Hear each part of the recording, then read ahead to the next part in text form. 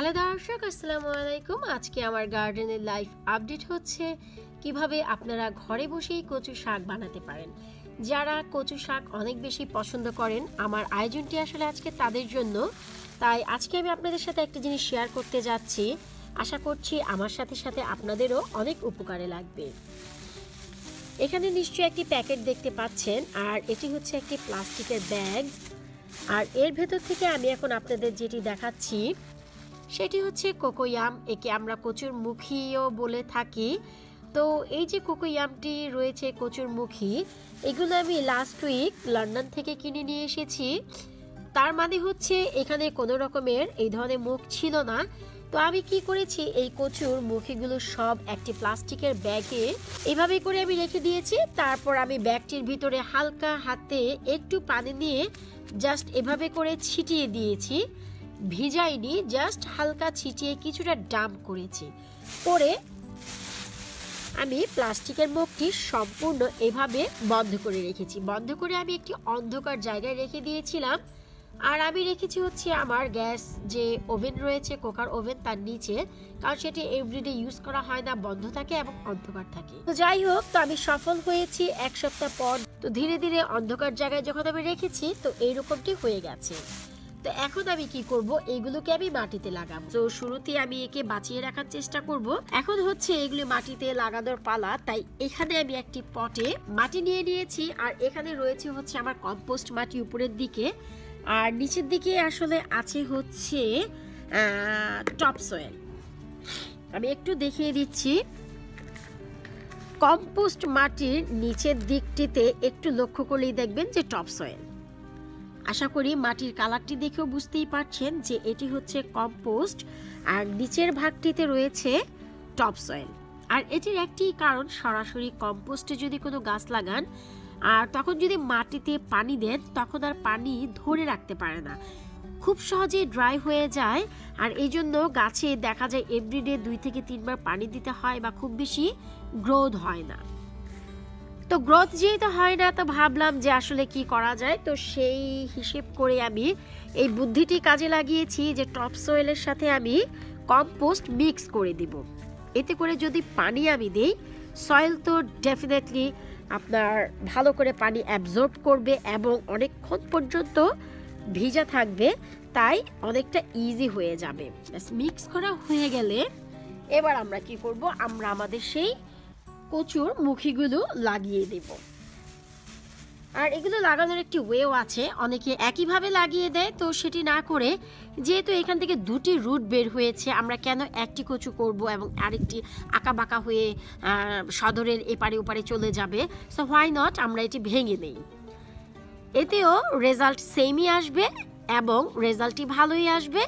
একটি জায়গায় 2টো গাছ আমরা পেয়ে যাব। তো ঠিক এভাবেই আমি কি করলাম, ভেঙে নিলাম। এতে করে কিন্তু কোনোই লস হলো না। দেখা গেল এখান থেকে একটি গাছ এবং এখান থেকে একটি গাছ পেয়ে যাব।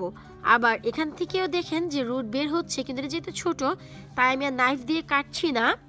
তো এখন আমরা কচুটি কিভাবে লাগাবো, সম্পূর্ণ কচুটি মাটির নিচে দিয়ে দিব ঠিক এভাবে।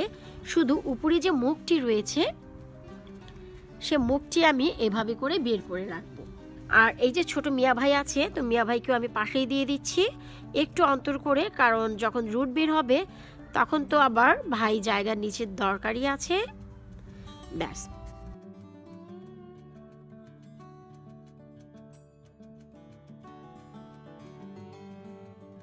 কারণ শুরুতেই যদি এটি এখন আমরা মাটিতে দিতে যাই, দেখা যাবে 2 দিন পরে আবার ওয়েদার নষ্ট হয়ে যাবে। তখন এগুলোকে নিয়ে আমি কোথায় যাব, মেন মাটি থেকে তো তোলা যাবে না। তাই আমি এই কাজটি করলাম। এক কাজ করি, এটিকে আমি মিডলে দিয়ে দিই, মিডলে যেহেতু জায়গা আছে। ওকে, গ্রেট। নাও এখন আমি কি করব, জাস্ট কভার করে দেব সয়েল দিয়ে। খুব বেশি কঠিন কিছু না, আপনারা যদি একটু চেষ্টা করেন, আসলে খাওয়ার জন্য তো এই কচুগুলো ঘরে আসেই। তো দেখা যায় সেগুলোকে এইভাবে আমার মতন করে আপনারা রুট বের করতে পারেন, তারপরে এভাবে লাগাতে পারেন। তারপরে ইনশাল্লাহ সফল তো হবই। পজিটিভ থিঙ্ক করতে তো আর দোষ নেই, নেগেটিভ কেনই বা ভাববো, নেগেটিভটা হয় নাই ভাবলাম। আর যদি সফল না হই, না হলাম, চেষ্টা করতে তো দোষ নেই, তাই নয় কি? ব্যাস। এবার হচ্ছে হালকা পানি দিয়ে দেওয়ার পালা। আর পানিটি শুরুতেই আমাদের খুব বেশি দেওয়ার দরকার নেই, কারণ আমাদের top soil plus compost dump আছে। তো জাস্ট লিটল বিট অফ পানি আমি যদি ছিটিয়ে দিয়ে দিই, আই থিঙ্ক দ্যাটস ওকে হবে। তো আমি জাস্ট অল্প করে একটু পানি দিয়ে দিচ্ছি। That's it. এবার আমি কি করব, এই পটটিকে ধরে রেখে দিব আমার গার্ডেনের যে পাশে হালকা রোদ হয়, আর গার্ডেনের সব দিকে আসলে রোদ আর রোদ। তো আমি যে পাশে একটু রোদ কমে গেছে এখন, সেই পাশে এসে আসলে ভিডিওটি করছি। তো সেখানে রেখে দিব, দেখা যাক যে আসলে কি রেজাল্ট আসে। আর এখন মোটামুটি ভালো রোদ, জানি না যে রোদে আসলে এগুলো আবার পুড়েই যাবে না রেজাল্ট ভালো আসবে। তো আমি এক সপ্তাহ পর আসলে আপনাদের বলতে পারবো যে আমি কি রেজাল্ট পাচ্ছি।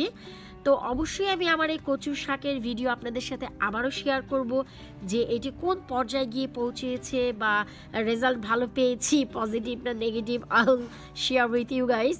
তো আমার এই গাছটির জন্য দোয়া করবেন। কচু শাক এত বেশি পছন্দ যে এক্সাইটেড হয়ে আমি কাজটি করছি।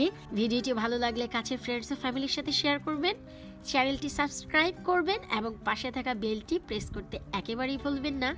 এতে করে আমার সব নতুন ভিডিও সবার শুরুতেই চলে যাবে আপনাদের কাছে। এতে করে আমার গার্ডেনের সব আপডেট আপনারা অনায়াসে দেখতে পারবেন ফ্রিতে। আল্লাহ হাফেজ।